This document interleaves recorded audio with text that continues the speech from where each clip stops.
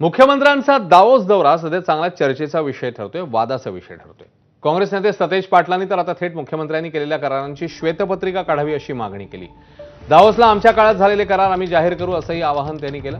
त्यांचं हे आवाहन किंबहुना आव्हान उद्योगमंत्री उदय सामंत यांनी स्वीकारलंय। मुख्यमंत्री जनतेच्या पैशाने दावोसला दौरे करतात, मात्र परदेशी कंपन्या त्या तुलनेत भारतात गुंतवणूक करत नाहीत असा मुख्य आक्षेप मुख्यमंत्र्यांच्या दावोस दौऱ्यावर घेतला जातोय। हा दौरा म्हणजे निव्वळ पर्यटन असल्याची खोचक टीका विरोधकांनी केली। मला वाटतं एक व्हाईट पेपर त्यांनी काढावा।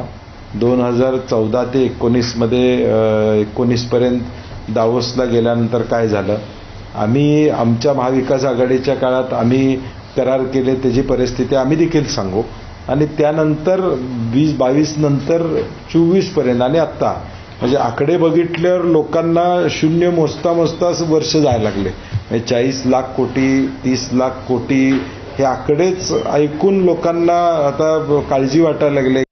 मी तर पुढच्या 8 दिवसामध्ये दावोसला किती खर्च झाला त्याचा हिशोब तुमच्या मार्फतच महाराष्ट्रासमोर ठेवणार आहे। श्वेतपत्रिका कशाला, त्याच्या पुढे जाऊन मी सांगतो की आपल्या सगळ्यांनी मिळून एक तज्ज्ञ पत्रकारांची किंवा सिनियर पत्रकारांची एक टीम तयार करावी, आणि मी जी गुंतवणूक सांगितलेली आहे त्या गुंतवणुकीसाठी आपण एक महाराष्ट्रामध्ये खरंच ही गुंतवणूक आली की नाही हे बघण्यासाठी यावं, आणि जर ती आली नसेल तर आम्हाला झोडपावं ना, आमचं काहीच म्हणणं नाही।